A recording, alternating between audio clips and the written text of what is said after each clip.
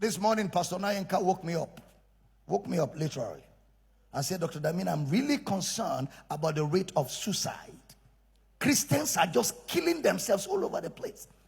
Pastors are committing suicide. Christians are committing suicide. I said to him, why wouldn't they commit suicide? We are shouting. They say we are very stupid. They say we are rebellious. They say we are disobeying fathers.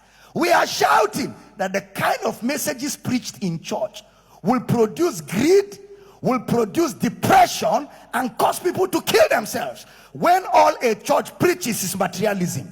When the true word of a Christian is reflected by car, house, money. If those things don't come, why won't he be depressed? Why won't he kill himself? When people are not given the joy of salvation, when the joy of salvation is being mocked at, meanwhile all we have is that joy of salvation. In this church, we don't care what car you drive, we don't care what suit you wear, we don't care your wristwatch, and we don't care where you walk. There's only one equalizer in this church. What is his name? All of us are one. We are same in Christ. Nobody's superior, nobody's inferior. Say, I hear you. Say, I hear you. And in this church, we don't create in you an appetite for worldly things. We don't create in you an appetite for material things. The only appetite we generate in you is for Christ. We feed you Christ. We feed you Christ. Why will you commit suicide? Why? Which side is the depression coming from? But if what I was teaching you is you will make it, you must get there.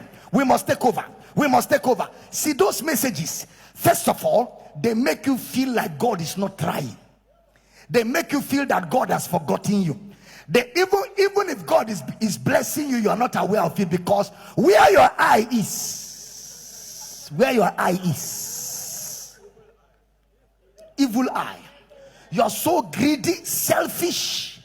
All you want is to get it by all means, because Christianity has been measured by material things. But if all our hope is in this world, we are of all men miserable. So those messages is the reason why Christians are committing suicide. I told Pastor Chris, I told him, don't worry yourself. Don't worry yourself. The chips are getting down. There's pressure in the society. So much pressure. People are going through so much. Things are not working for many believers. And then the pastor is putting them under pressure. You must have breakthrough. If you don't have breakthrough, it means you are not serving God. You cannot serve God and be poor. You cannot serve God and lack. You cannot serve God and be broke. So if you're broke, you're not serving God. If you're poor, you're not serving God. So those messages create in you a greed and an appetite, and when it is not working, the resultant effect is you want to kill yourself. You begin to feel like, what is life about? Why am I even here? This life is useless. Car, I don't have. Wife, I don't have. Children, I don't have. Why am I alive? It's better to die. And they have made it so easy that the society has a lot of things for committing suicide. You can hang your neck. You can drink sniper. They call it sniper.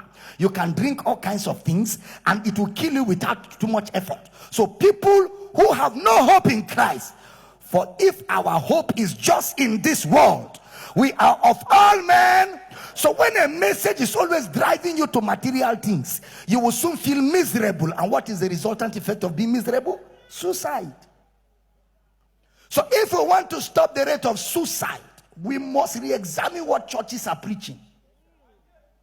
We must examine what churches are preaching. We must examine what those churches are preaching.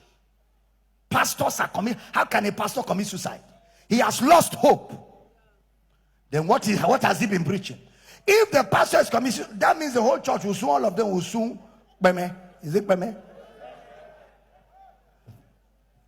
Christ is our satisfaction. Christ is our. I have Jesus, I have everything. Contentment is vital. What did I call it? Contentment. Godliness with is what? Great gain. For it is certain we brought nothing into this world, and it is certain we will take nothing out of this world. So therefore, having clothes and food, let us therewith be content. Greed, greed, greed. Messages that generate greed are from the pit of hell. They are from where? Pit of hell. Brother Paul said, anybody that preaches that gain is godliness is destitute of the truth. He is anybody that defines you by things, defines you by your car, your house, your clothes. He is destitute. You know who a destitute is? That man, even if he's a bishop, he is destitute of the truth. Preaching that gain is godliness is a twisting of the gospel. It's a perversion, because it is godliness with contentment that is gain.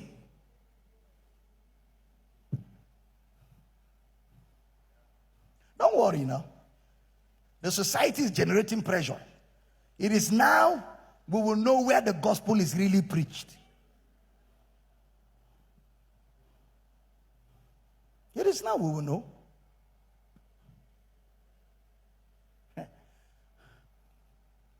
Marriages are crashing. Husband and wives are under pressure. Marriages are fighting now more than ever before. Tension in families. Husband can no more talk to the wife nicely. The wife can no more smile with her husband. Families are rattled by societal pressures. Not just that. Pressures to fit into a class. Competition breaking out everywhere. Competition. So people are ungrateful. People are no more happy because they think they have not tried. Wives are telling their husbands, see your friends.